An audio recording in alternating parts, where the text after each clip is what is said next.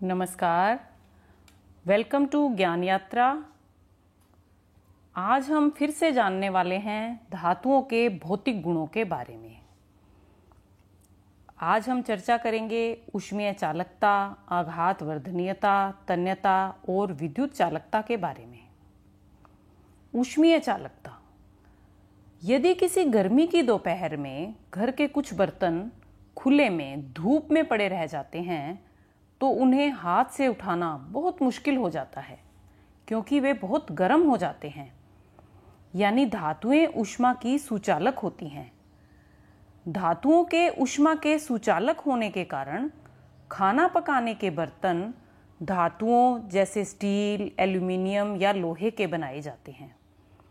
क्या उन बर्तनों के हैंडल भी उस धातु से बने होते हैं?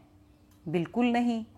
उनके हैंडल लकड़ी या एबोनाइट के बनाए जाते हैं, क्योंकि लकड़ी व एबोनाइट ऊष्मा के कुचालक होते हैं।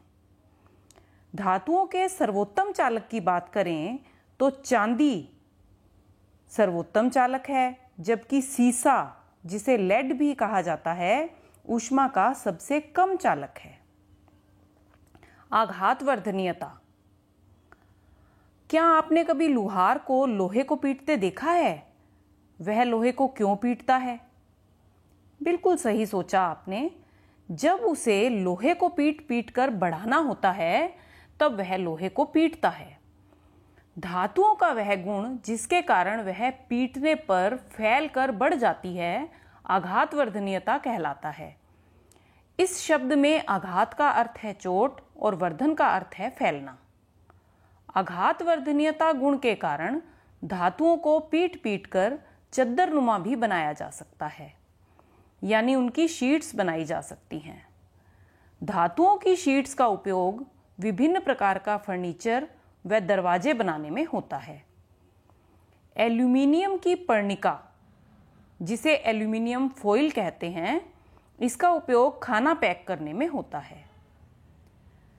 चांदी से बनी बहुत पतली पन्नी, जिन्हें वर्क कहा जाता है, उसका उपयोग मिठाइयां सजाने में किया जाता है। चांदी व सोने से बने वर्क का औषधीय महत्व भी होता है। सोना सबसे अधिक आघात वर्धनीय धातु है। 1 ग्राम सोने से 1 स्क्वायर मीटर वर्क बनाया जा सकता है। तन्यता। आपने लोहे, एल्यूमीनियम व तांबे के तार देखे होंगे, लेकिन रेत, नमक या कोयले की तार नहीं होती। इसका अर्थ है तार बनाया जाना भी धातुओं का गुण है। धातुओं का यह गुण तन्यता कहलाता है। सोने चांदी के आभूषणों में बनाए जाने वाले बहुत से डिजाइन तन्यता के गुण का उपयोग कर बनाए जाते हैं। विद्युत चालकता।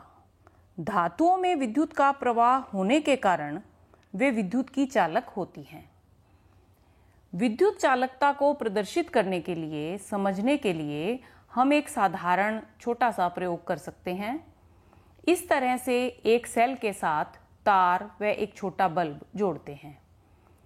तार के खुले हिस्सों ए और बी के बीच कील या ब्लेड लगाने पर बल्ब प्रकाशित होता है, जो यह सिद्ध करता है कि धातुएं विद्युत की सुचालक हैं।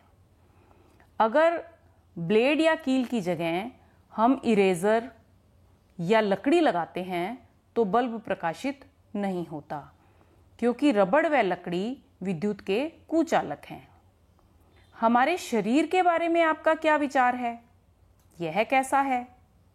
यह भी विद्युत का सुचालक है। इसी कारण विद्युत की नंगी तार या स्विच को छू लेने पर करंट लगता है।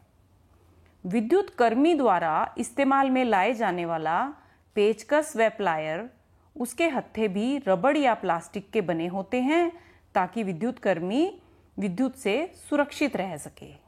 हम जो सीखें उसका अपने दैनिक जीवन में ख्याल रखें। धन्यवाद।